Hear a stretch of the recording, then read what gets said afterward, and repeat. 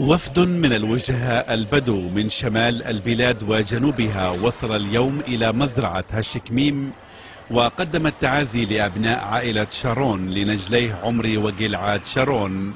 جينا اليوم ممثلين عن البدو بالشمال وبالجنوب، جينا نعزي عائلة أريك شارون، استقبلوها بترحاب وانبسطوا وأكدوا على تتمة المشوار تبع أبوهن أريك شارون. شارون للمواطنين البدو كان كالأب الراعي لمصالح المشاكل البدوية والقرى البدوية. وجدنا عنده الحلول التي تليق وتحترم البدو إن كان في الشمال وإن كان في الجنوب. الوجهاء البدو أكدوا أن علاقات متينة ربطتهم برئيس الوزراء الراحل أرييل شارون من خلال خدمتهم معه في الجيش ومن ثم خلال رئاسته الحكومة 11 لدولة إسرائيل.